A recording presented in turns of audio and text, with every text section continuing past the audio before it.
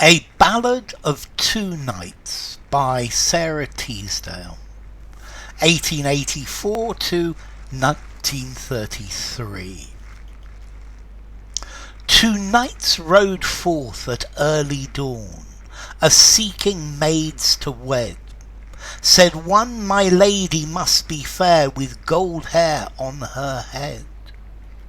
Then spake the other knight at arms, I care not for her face, but she I love must be a dove, for purity and grace. And each knight blew upon his horn, and went his separate way, and each knight found a lady love, before the fall of day. But she was brown who should have had the shining yellow hair. I ween the knights forgot their words, or else they ceased to care. For he who wanted purity brought home a wanton wild, and when each saw the other knight, I ween that each knight smiled.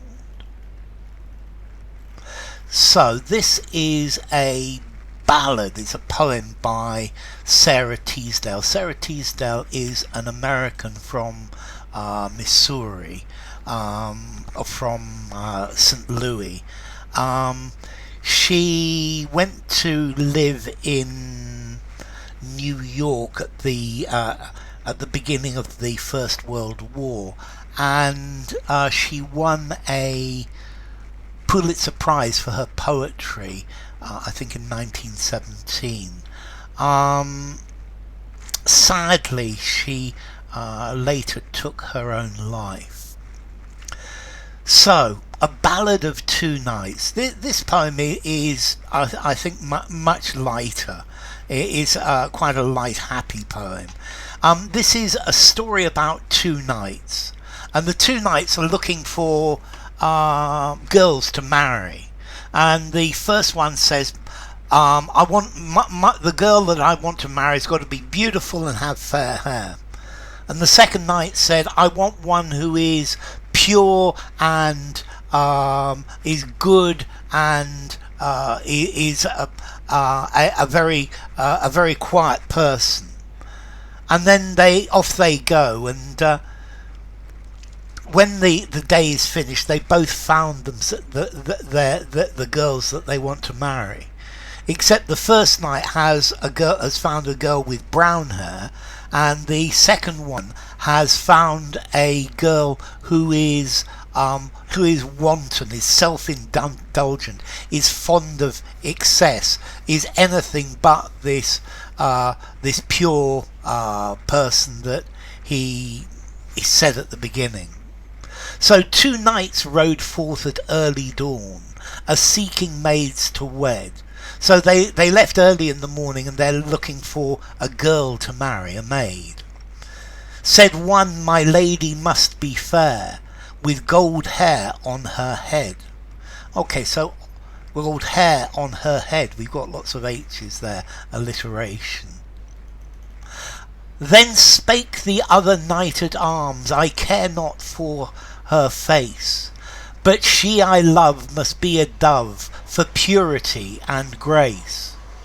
And the other knight said, I'm the girl I'm looking for, I don't care if she's beautiful, but she must be like a dove. A dove is the representative of peace and purity, and she must be pure and graceful. And each knight blew upon his horn, and went his separate way. So they blew their horns, and off they went. And each knight found a lady love, before the fall of day.